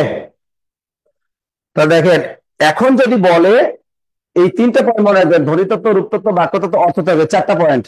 আর ধ্বনিতত্ত্ব আলোচিত ধ্বনি, ন, স, বাকযন্ত্র এবং বর্ণের সাথে সন্ধি করলে একটা গেল। রূপতত্ত্বে কিছু পড়ার দরকার নাই। বাক্যতত্ত্বে জবার একটাই পূর্বাত্ম উক্তি, সে কারক পারে না। অর্থতত্ত্বে প্রতি বিপরীত বাগ অর্থ, প্রতিশব্দ বিপরীত শব্দ, আরটা কি বাগধারা, এগুলো আলোচিত হয় কোথায়? অর্থতত্ত্বে। বাকি যত ব্যাকরণের টপিক গুলো আছে সব আলোচিত হয় কোথায়? তার পরীক্ষা যদি আসে, ক্রিয়ার কাল কোথায় আলোচিত হয়? সমাস, প্রত্যয়। ক্লিয়ার সবাই? এটা যারা অনলাইন আছেন ক্লিয়ার কিনা বলো, ক্লিয়ার কিনা, ক্লিয়ার কিনা? বাক্য গুড। এবারে আমরা শিখবো ধ্বনি বর্ণ। লেখো ধ্বনি বর্ণ, টপিকটার নাম লেখো ধ্বনি বর্ণ। জি স্যার, ক্লিয়ার, ওকে। এবার আমরা কি লিখবো? ধ্বনি বর্ণ। একটা হলো ধ্বনি আর একটা বর্ণ। আমরা ধ্বনি বর্ণ স্টার দিয়ে লেখো। বাংলা ভাষায় মোট ধ্বনি সংখ্যা কয়টি? একটা জিনিস কি, এক প্রয়াসে উচ্চারিত ধ্বনি সমষ্টিকে বলে অক্ষর। আর ধ্বনি কাকে বলে বলতে পারেন? কি ধ্বনি, ধ্বনি কাকে বলে? উচ্চারণ শব্দের ধ্বনি, বাকযন্ত্রের দ্বারা উচ্চারিত কি? হ্যাঁ, একটু কিছুটা হয়েছে। ধ্বনি, ধ্বনি খালি উচ্চারণ করলেই হবে না, অর্থপূর্ণ হতে হবে। আর অর্থপূর্ণ হতে হবে।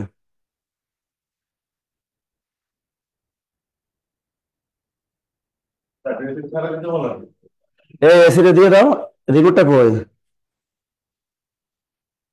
এই এসি দে, এসি। স্যার বই কবে পাবো?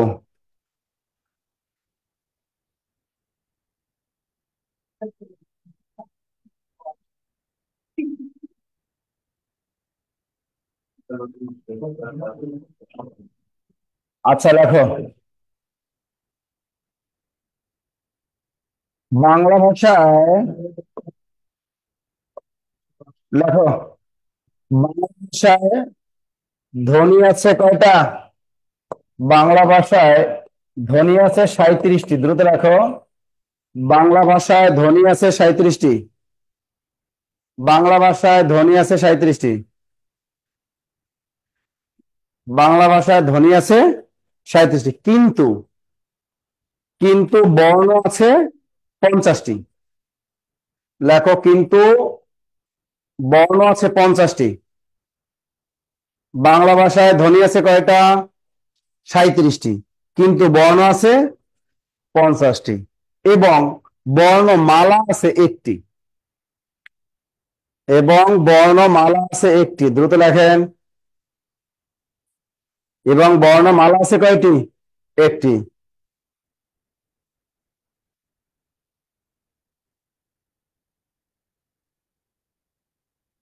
লিখছেন? তাহলে আমাদের যদি বলে বাংলা বর্ণ কয়টি? 50টি। যদি বলে বাংলায় ধ্বনি আছে কয়টি? 37টি। যদি বলে বাংলা বর্ণমালা কয়টি? একটি। বর্ণমালা কয়টা? একটা। স্যার এই বর্ণমালাটা কি? প্রশ্ন থাকেন। অর্থাৎ বর্ণগুলোর সমষ্টিকে ডাকে কি? বর্ণমালা। বর্ণগুলোর সমষ্টিকে ডাকে কি? বর্ণমালা। আচ্ছা, এবার লেখেন, এবার লেখেন স্বরধ্বনি। স্টার দিয়ে লেখো, স্বরধ্বনি 7টি, কিন্তু স্বর বর্ণ 11টি। লেখো, আমাদের স্বরধ্বনি কয়টা? 7টি। লেখো, স্বরধ্বনি 7টি, কিন্তু স্বর বর্ণ 11টি। স্বরধ্বনি 7টি, কিন্তু স্বর বর্ণ কয়টি? 11টি। লেখো, আমাদের স্বরধ্বনি হলো 7টি, কিন্তু স্বর বর্ণ কয়টি? 11টি। মনে থাকবে, স্বরধ্বনি কয়টি? 7টি, কিন্তু স্বর বর্ণ কয়টি? 11টি। এবার লেখো, ব্যঞ্জন ধ্বনি 30টি। ব্যঞ্জন ধ্বনি 30টি, কিন্তু ব্যঞ্জন বর্ণ আছে 39টি। ব্যঞ্জন ধ্বনি, ব্যঞ্জন ধ্বনি 30টি। ব্যঞ্জন ধ্বনি 30টি, কিন্তু ব্যঞ্জন ধ্বনি 30টি, কিন্তু ব্যঞ্জন বর্ণ আছে কয়টি?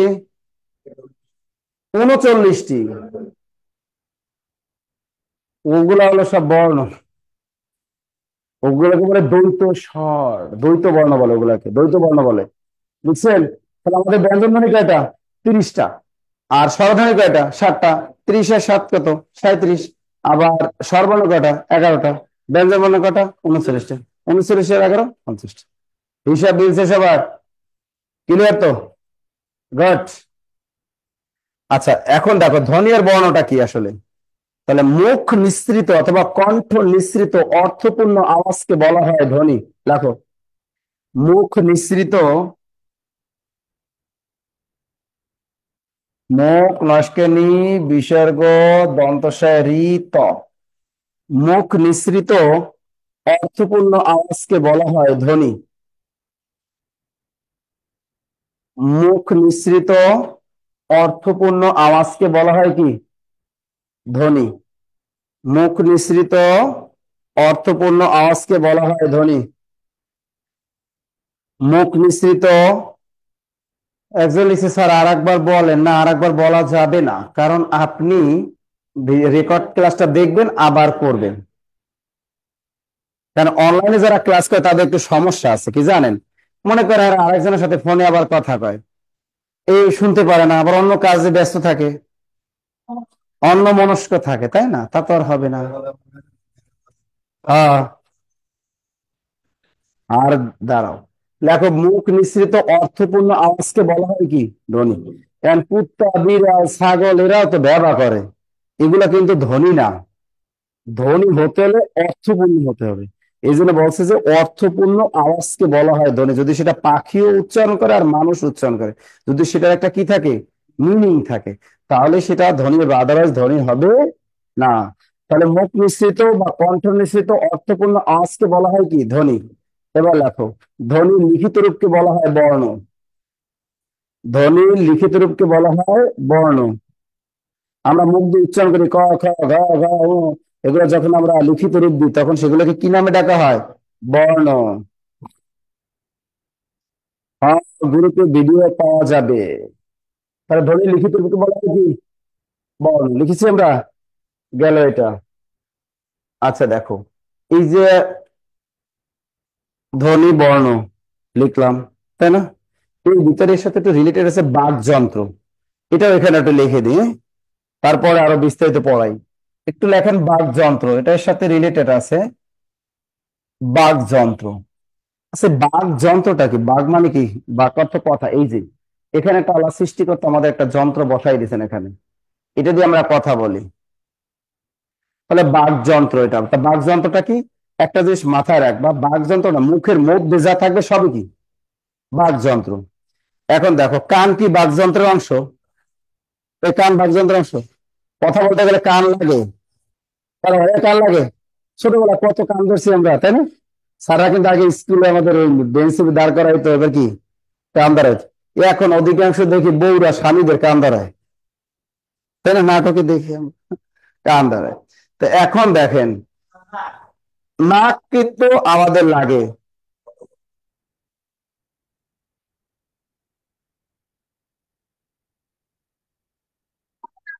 বাচ্চা কথা বলা শুরু করবে, তার তো শোনাটা প্রয়োজন, নাইলে সে বলবে কিভাবে? হুম। কানও ইম্পর্টেন্ট। এখন কানও ইম্পর্টেন্ট। ও একটা বলছে যে না আসলে বাকযন্ত্র, ও একটা কথা বলছে যে, কিন্তু আসলে কথা বলতে গেলে শোনাটা ফ্যাক্ট না, আগে বলাটা ফ্যাক্ট। আগে বলাটাই কি ফ্যাক্ট, শোনাটা পরে, আগে বলতে হবে। না, সবই গুরুত্বপূর্ণ। কান হলে শোনা, বলা, পড়া, লেখা এগুলো সবই রিলেটেড, কিন্তু বাকযন্ত্রের কান বাকযন্ত্রের অংশটা না। ঠিক আছে, কানের ভিতরের একটা অংশ। হ্যাঁ, বলা ক্ষেত্রে এটা তো বাহ্যিক কান বলে আমরা এইটুকু, কিন্তু ভিতর মেশিনটা কিন্তু ভিতরে। এই কান দিয়ে যে বলি মেশিনটা কি ভিতরে, ভিতরে যা আছে ওগুলো সবই কি? বাকযন্ত্র অংশ। দাঁত, জিহ্বা, এটা লেখা লাগবে না, জাস্ট বোঝার জিনিস। এই যে মনে করো দাঁত, জিহ্বা, অধিজিহ্বা, ঠিক আছে, আর জিভ বলি যেটাকে আমরা, ঠিক আছে, তালু, মাড়ি, ঠোঁট কিন্তু বাকযন্ত্রের অংশ। তোমার ঠোঁট না থাকলে তুমি কথা বলবা কেমনি? তার মানে ঠোঁট কি একটা মূল্যবান সম্পদ। এটা একটা কি মূল্যবান সম্পদ। একবার ইউনিভার্সিটিতে যখন আমি সেকেন্ড ইয়ারে পড়ি ঢাকা ইউনিভার্সিটি, তখন এডমিশন টেস্টের দায়িত্ব ছিল আমাদের। বিভিন্ন আমরা গ্রুপ করতাম, তো এরকম পলিটিক্যাল গ্রুপ থেকে বলছিল কি দায়িত্ব পালন করতে। তো এখন একজন মুক্তিযোদ্ধা অনেক বয়স্ক, উনি বলতেছে, এই তুমি এদিকে আসো। আমি বললাম কি? কয় আমার মেয়ে এখানে ভর্তি পরীক্ষা দিতে আসছে, তুমি এখানে কি কি করো? আমি বললাম আঙ্কেল আমি তো এখানকার স্টুডেন্ট, এখানে আমরা 1 বছর হয়ে গেছে পুরাতন, এই জন্য আমরা আপনাদের যদি কোনো তথ্যে ভুল থাকে বা সেন্টার করতে সমস্যা হয়, সিট প্ল্যান এগুলো আমরা জাস্ট দেখাশোনা করি। তারপর পরীক্ষা শুরু হয়েছে, আর লোকটা মানে পরীক্ষা শুরু হয়ে গেছে, আমি বটতলায় বসা, কলা ভবনের সামনে, ওই বটতলায় বসে আমার সাথে বলতেছে যে শোনো, তোমরা ইউনিভার্সিটিতে পড়ো ঠিক আছে, কিন্তু একটা নীতি কথা শুনে নাও, জীবনে সিগারেট খাবা না। উনি একটা কথা বলছে যে জীবনে নেশা করবো না, আর জীবনে কি সিগারেট খাবো না।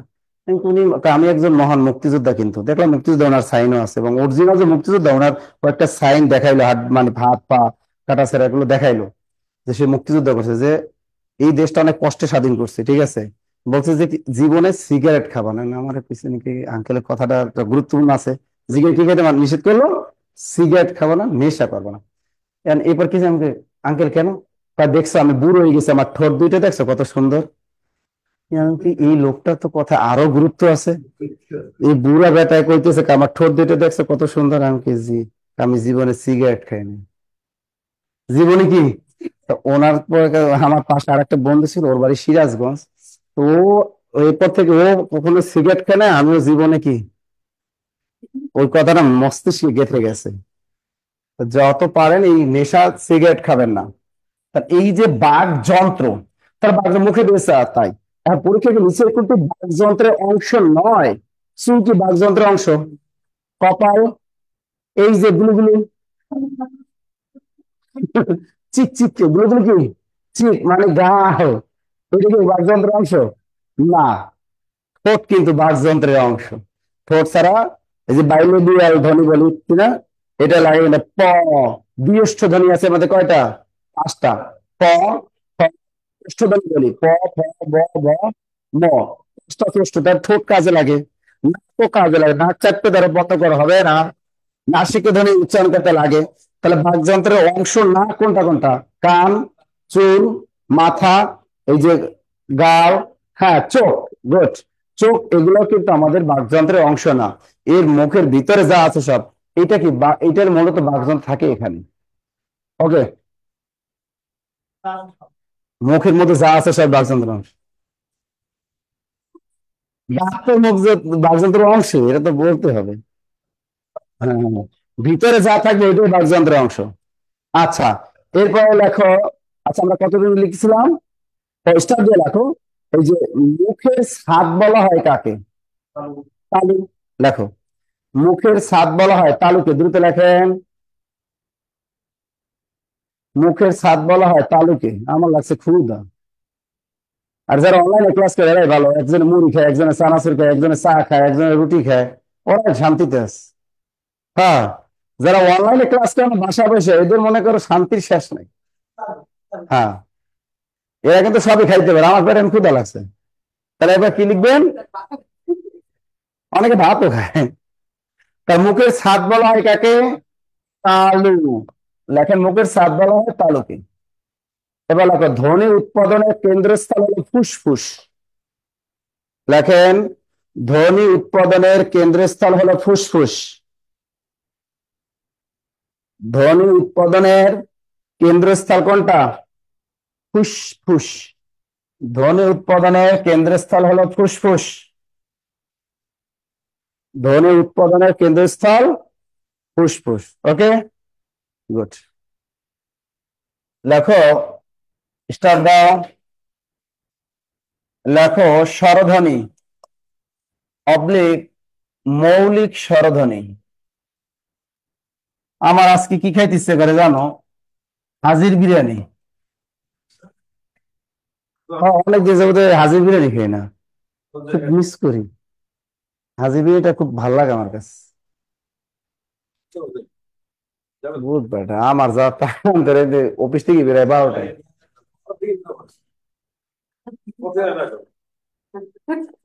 বেশিটা 12টায় কুত্তা বিরিয়ানি নিলে সহধর্মী, ঠিক না? অথবা মৌলিক স্বরধ্বনি, স্বরধ্বনি অথবা মৌলিক স্বরধ্বনি। কয়টি? 7টি। আমাদের স্বরধ্বনি কয়টি? 7টি। আর মৌলিক স্বরধ্বনি তাও 7টি। মনে থাকবে? একই জিনিস। স্বরধ্বনিও 7টি, মৌলিক স্বরধ্বনিও কয়টি? 7টি। মনে থাকবে? দেখো, স্বরধ্বনিও 7টি, মৌলিক স্বরধ্বনিও কয়টি? 7টি। এই 7টি কি কি?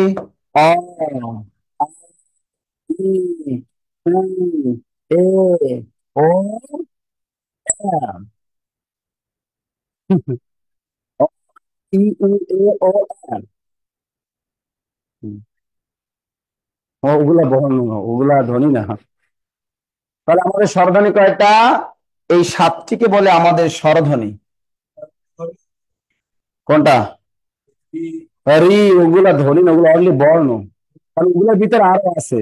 ওই যে ওগুলোর ভিতরে আরো আছে, যেমন হম অ, আ, ই, উ, এ, ও, এ। যেমন ওই, এবং এটা ও তো একটা না, ওর ভিতরে আছে ও প্লাস আছে ওই। দেখছো এই? আবার ও এগুলো যুক্ত, ওগুলো বলে দ্বৈত স্বর বলে। ওগুলো দ্বৈত স্বর বলে। আচ্ছা দেখেন, তাহলে স্বরধ্বনি কয়টা? 7টা। মৌলিক স্বরধ্বনি কয়টা? তাও 7টা। ক্লিয়ার সবাই? এবার লেখো অর্ধ স্বরধ্বনি। অর্ধ স্বরধ্বনি। অর্ধ স্বরধ্বনি আছে 4টা। আমাদের কয়টা? 4টা। অর্ধ স্বরধ্বনি আছে 4টা। অর্ধ স্বরধ্বনি, অর্ধ স্বরধ্বনি 4টি।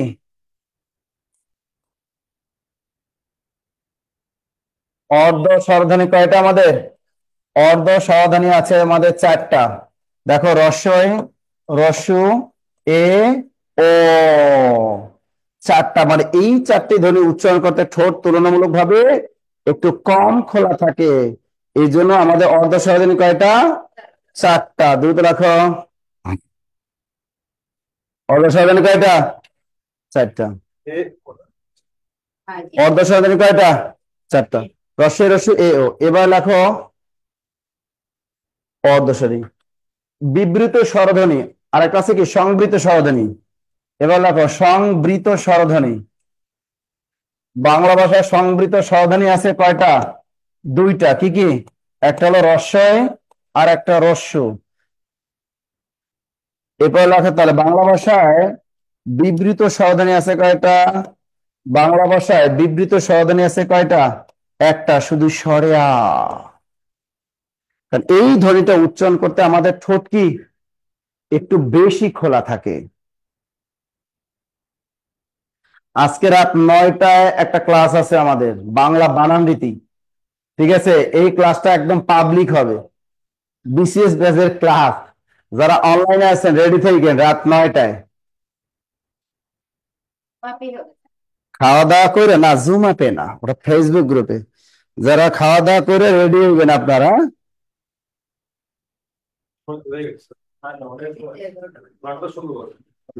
এই ক্লাসটা 8:30 শেষ করবো। তা বিবৃত স্বরধ্বনি কয়টা? একটা, শুধু কি আ। আচ্ছা, গেল এটা। এবার লেখো তো বাংলা ভাষায় যৌগিক স্বরধ্বনি। এবার লেখো যৌগিক স্বরধ্বনি। ভাষাধ্বনি বর্ণের পিডিএফটা দিয়ে দিও সবাইকে। সোহাগ, ভাষাধ্বনি বর্ণের আপডেট পিডিএফটা দিয়ে দিও। সোহাগ, ভাষাধ্বনি বর্ণের আপডেট পিডিএফটা দিয়ে দিও সবাইকে।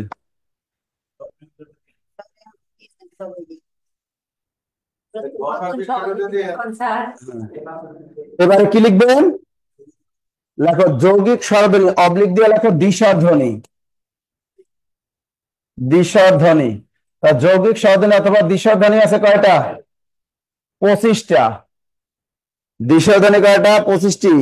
যৌগিক স্বরধ্বনি কয়টা? অনেকে বলে যে স্যার দ্বিস্বরধ্বনি 2টা, ডাহা মিথ্যে কথা। দ্বিস্বরধ্বনি কয়টা? 25। যৌগিক স্বরধ্বনি কয়টা? আপনার দেরি হলো কেন? ও, তুমি 9টার ব্যাচের স্টুডেন্ট? হ্যাঁ। তাহলে যৌগিক স্বরধ্বনি কয়টা? 25টা। দ্বিস্বরধ্বনি কয়টা? 25টা। মনে থাকবে? গুড। লিখছেন? এবার লেখেন যৌগিক স্বরবর্ণ হলো 2টা। লেখো যৌগিক স্বরবর্ণ। যৌগিক যৌগিক স্বরবর্ণ কয়টা আমাদের? যৌগিক স্বরবর্ণ আছে আমাদের 2টা। যৌগিক স্বরবর্ণ কয়টা? দুইটা, একটা হলো ওই আর একটা হলো ও। একটা ওই আর একটা ও। যদি স্বর বর্ণ বলে তাহলে দুইটা, আর ধ্বনি বললে কয়টা? 25টা। যৌগিক স্বরধ্বনি বললে 25টা, আর যৌগিক স্বর বর্ণ বললে দুইটা।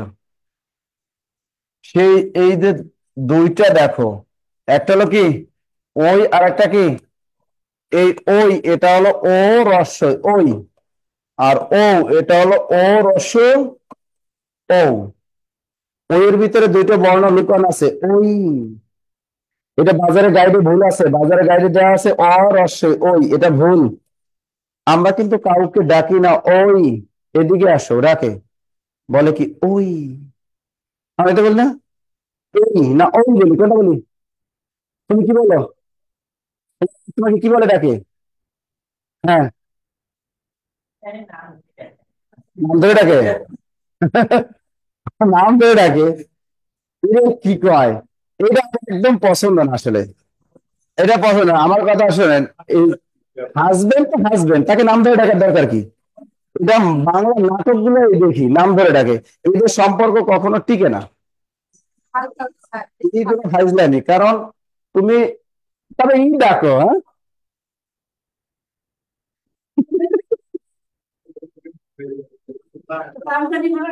আচ্ছা, যাই হোক, তোমাকে নাম ধরে ডাকে তাই তো?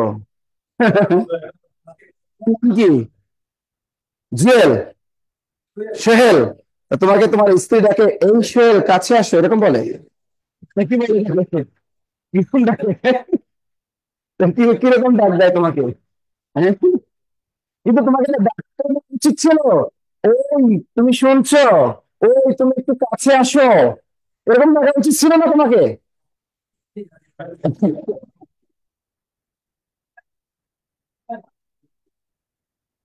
তার মানে তার মানে বোঝা গেছে, এখন থেকে তুমি আজকে বাসায় গিয়ে শিখিয়ে দিবা। তুমি বলবা যে নাসির স্যার আমাকে বলে দিয়েছে, আমাকে আর নাম ধরে ডাকা যাবে না, তুমি আমাকে ওই বলে ডাকো। ঠিক আছে, হ্যাঁ, যে রোমান্টিক বলে ডাকতে হবে।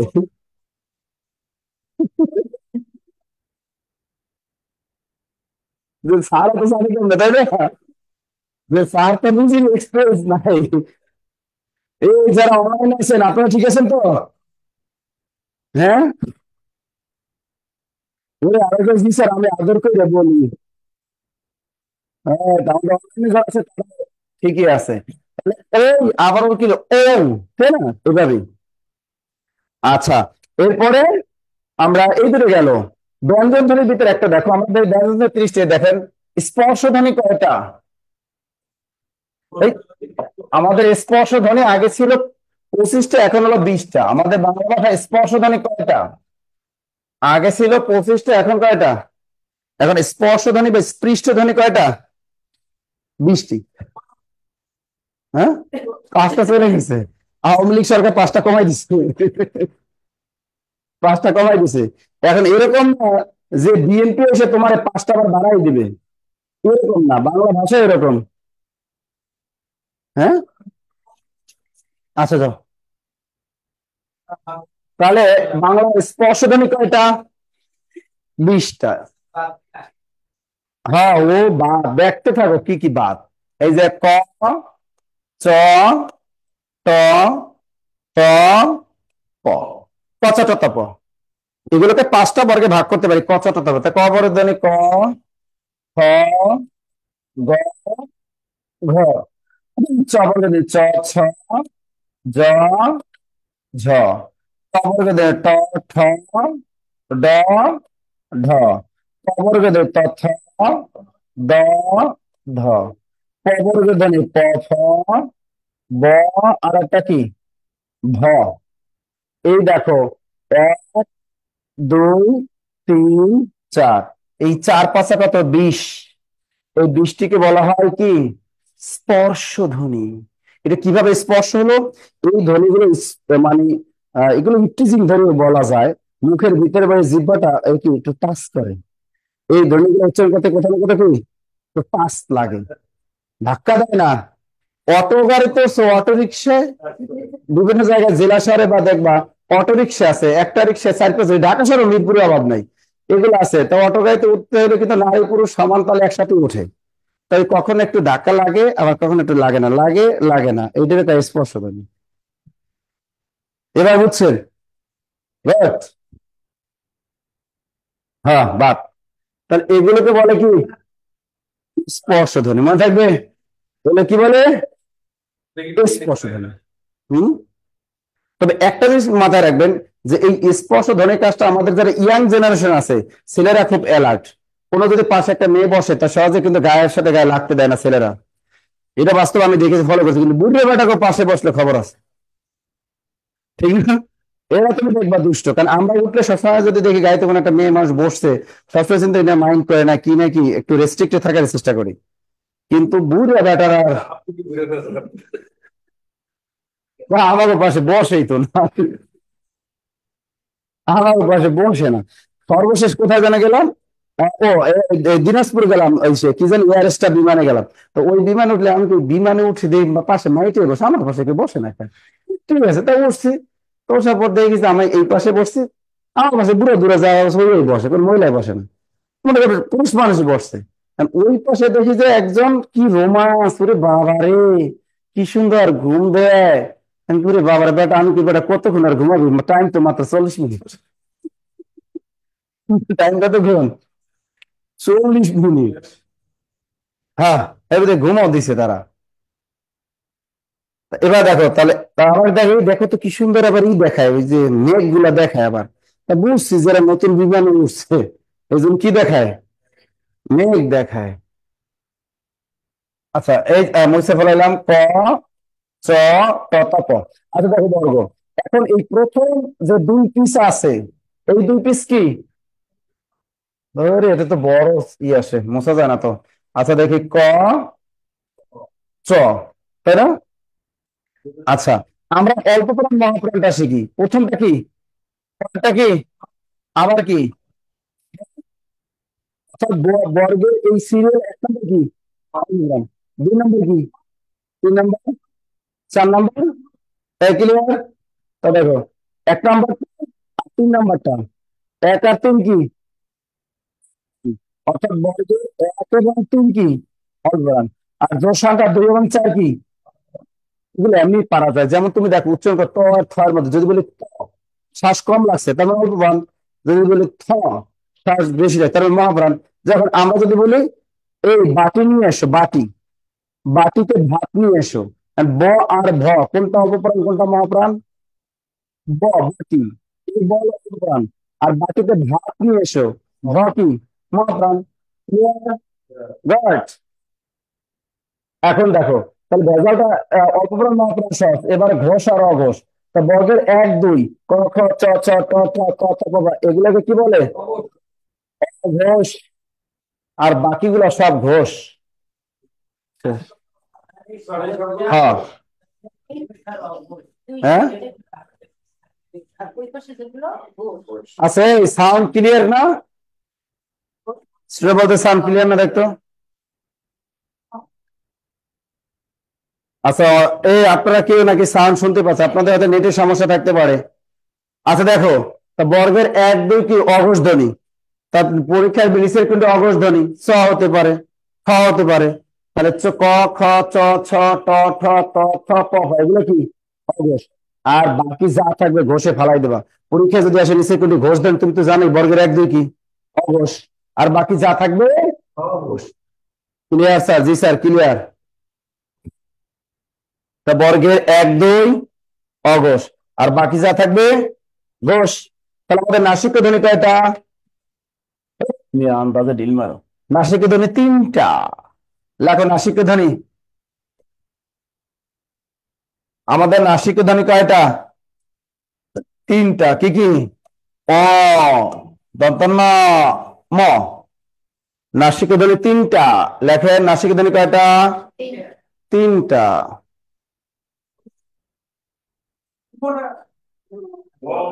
এটার উম্ম কয় না, এটাকে উচ্চারণটা কি? তুমি যেভাবে কইছো উম্ম, এটা সুম্ম হয়ে যাইবে। এটার উচ্চারণ ও, উপরে সন্দেহ ও, উচ্চারণটা কি? ও। সেখানে কয়টা? তিনটা। নাসিক বর্ণ 7টি। নাসিক বর্ণ কয়টি? অ, ইয়, মূর্ধন্য, দন্তন্য, ম, অনুস্বার, চন্দ্রবিন্দু। দ্রুত লেখেন। নাসিক বর্ণ কয়টা? 7টা। ও, ইয়, ইয় কিন্তু অনলি বর্ণ, কিন্তু ধ্বনি না, কারণ এই দুইটার উচ্চারণ কি এক, এই জন্য একটা ধ্বনি হিসেবে রাখা হয়েছে। মূর্ধন্য দন্ত না, এই দুইটার উচ্চারণ এক, এই জন্য ধ্বনি একটা, আর এটাকে বলে বর্ণ। তাহলে আমরা দেখি, যদি বলে নাসিক ধ্বনি কয়টা? 3টা, 5টা কিছুই নাই। নাসিক বর্ণ কয়টা? 7টা। বুঝছো? বুঝতেছো? মাথায় কাজ করে? আচ্ছা, তাহলে নাসিক, অনুনাসিক স্বরধ্বনি যদি বলে তাও 7টা। অনুনাসিক স্বরধ্বনি আছে একটা, লেখো। অনুনাসিক স্বরধ্বনি যদি পরীক্ষা আসে, অনুনাসিক স্বরধ্বনি কয়টা? 7টা। অনুনাসিক স্বরধ্বনি কয়টা? 7টা। দ্রুত লেখো, অনুনাসিক স্বরধ্বনি কয়টা? 7টা। অনুনাসিক স্বরধ্বনি কয়টা? 7টা। দ্রুত লেখেন। অনুনাসিক স্বরধ্বনি কয়টা? 7টা। শেষ? দেখা শেষ? লাস্ট একটু আছে, 2 মিনিটের পড়া অক্ষর। লাস্ট একটু আছে, 2 মিনিটে পড়া, লেখো অক্ষর। অনলি খালি একটু অক্ষর শিখাই দিই, একটু প্রেম। অক্ষরকে ইংরেজিতে কি বলে? সিলেবল। হ্যাঁ। এক প্রয়াসে উচ্চারিত, এক প্রয়াসে উচ্চারিত ধ্বনি সমষ্টিকে বলে অক্ষর। লেখো। এক প্রয়াসে উচ্চারিত ধ্বনি সমষ্টিকে বলে অক্ষর। এক প্রয়াসে উচ্চারিত ধ্বনি সমষ্টিকে কি বলে? অক্ষর। এক প্রয়াসে উচ্চারিত ধ্বনি সমষ্টিকে বলে অক্ষর। তোমাদের পরীক্ষা এখানে আসবে কি, আসলে আসতে পারে একটা বড় বড় শব্দ দিবে, বলবে এই শব্দের ভিতরে কয়টি অক্ষর আছে, লিখতে পারে। আর এটা আমি সবসময় শিখাই যে এটা তোমরা ওই বাংলিশ করবা। বাংলিশ, হ্যাঁ বাংলিশ বুঝো। এই যে আমরা লিখি আমি তোমাকে ভালোবাসি, আমি তোমাকে, হ্যাঁ, এটা যদি ইংরেজিতে আমরা কি বলি? লেবু কে ইংলিশে কি লেখে? এ লেবু, এ লেবু, লেবু। তাই লেবু লেবু করতেছে। হ্যাঁ, খালি লেবু লেবু করে, লেবু লেবু করে। না, খালি তো লেবু লেবু লেবু। না না, এটা লেবু করা কেন? বলতে হবে কি, এই লেবু লেবু করা যাবে না। এই দেখো, একটা মায়ের আমি ব্লক মারছি, না হে দেখো, এ কয়শো বার যে এই আই লাভ ইউ লেখছে, এতবার যদি ও আল্লাহ করতো, ওই জন্য লিখছে।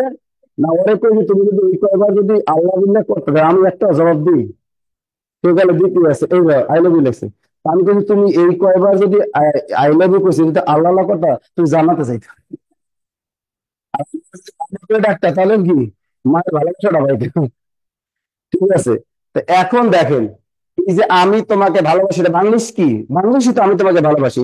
এটা এভাবে লিখতে হবে, এ এম আই, আমি তোমাকে, টি তো এম এম আ কে কি, ভালোবাসি, বিয়ে বা এল ল, বিয়ে বা এসআইসি, ভালোবাসি। সহজ না? টাইপিং বলবো। হ্যাঁ, এটা আইপি তে, এটা আইপি তে লেখে। এই যে দেখে আমাদের অনলাইনের ছেলেরা লিখছে, আলামিন লিখছে, জি স্যার আমি পারি। তুমি তো পারবাই, ছোটবেলা থেকে প্রেম করে আসতে পারবা না কেন? হ্যাঁ, হতে পারবি।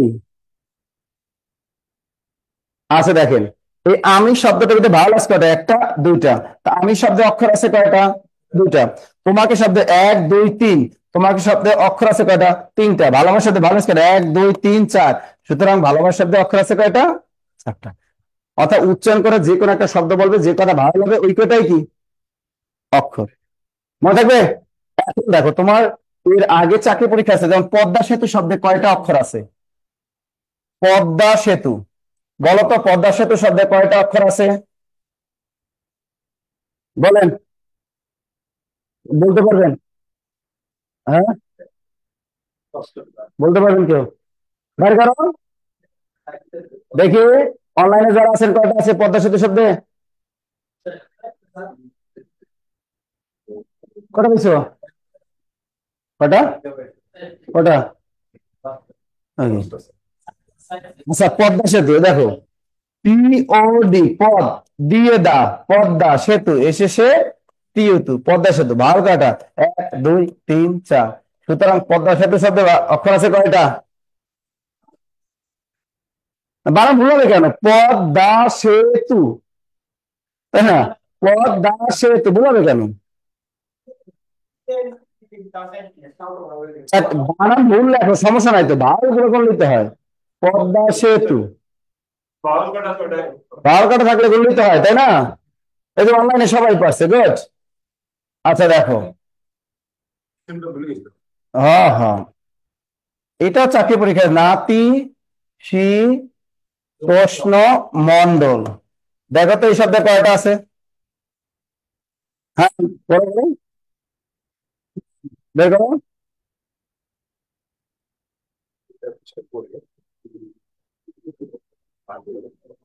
কয়টা আছে? যারা অনলাইনে আছেন দ্রুত বের করো, দ্রুত দ্রুত।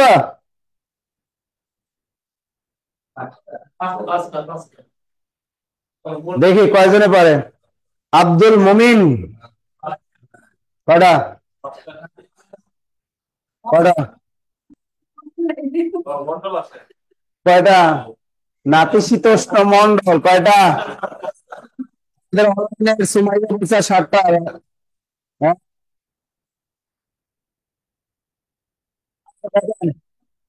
সবাই বের করে, সবাই বের করে, দেখি একজন বাইর করছে 10টা। ও বাবা, একজনের 10টা বাইর করছে কেন? এই মারিয়া, তোমার কয়টা এলো? কয়টা? গুনে দেখো, ভালো কয়টা গুলো? 5টা। ও মন্ডলের কাছে যায় না। কি মন্ডল ধরো নাই। আচ্ছা, এটা দেখে আমি ভাঙি। এনে না, তিয়াইতি, নাতি এসাইসি, নাতিসি, তিয়স্তস, এনো ন, নাতিশীতোষ্ণ, এমন মন, ডিওয়েলডোল, নাতিশীতোষ্ণ মন্ডল। ভালো লাগছে কয়টা? 1টা 2টা 3টা 4টা 5টা 6টা 7টা। সুতরাং যারা মন্ডল ধরে নাই তারা 5টা। তোমার মন্ডলে ধরতে কইছি? তোমার জামাই তোমার শেষ। তুমি মন্ডলটা ধরতে গেছো। আচ্ছা, লিখছেন? তাহলে নাতিশীতোষ্ণ মন্ডল কয়টা? 7টা। লাস্ট একটা, তারপরে ছুটি। কিং কর্তব্য বিমূঢ়। দেখি এটা লাস্ট।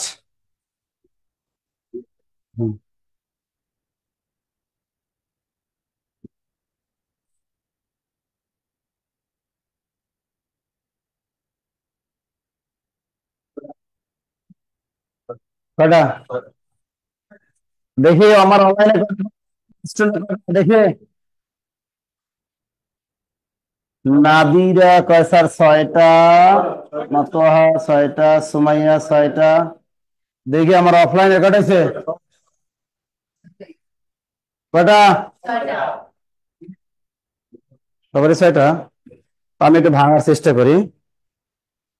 যাক, ও আবার পারছে। ও এতদিন পর বুঝছে। আসল কথা হলো, এগুলো পারতে হলে এগুলা কারা ভালো করে জানে? যারা ছোটবেলা থেকে প্রেমে অভ্যস্ত, যারা ছোটবেলা থেকে সেটিং এ অভ্যস্ত, তারা এটা খুব ভালো পারে। বুঝছেন? তাহলে কিং কর্তব্য, KIN, জি দিলেও হবে, না দিলেও হয়। কিং, কে অর কর, TOB তপ, BOB কর্তব্য, BIB MUR মোর। বারো কটা? 1 2 3 4 5 6। সুতরাং কিং কর্তব্য বিমূঢ় শব্দে অক্ষর আছে কয়টা? 6টা। ক্লিয়ার? ওকে, আজ এ পর্যন্ত। গুড নাইট, দেখা হবে আবার রাত 9টায়। সবাই রেডি থাকেন। রুটিনে দেখো। ও, নতুন দেবে। ওকে, PDF দিতে বলতেছি। আপনারা যারা অনলাইনে আছেন টেনশন নেন না, বাসাতে নিয়ে বলে আপডেট PDF দিয়ে দিবে। আপনারা খাওয়া দাওয়া করে রেডি হন।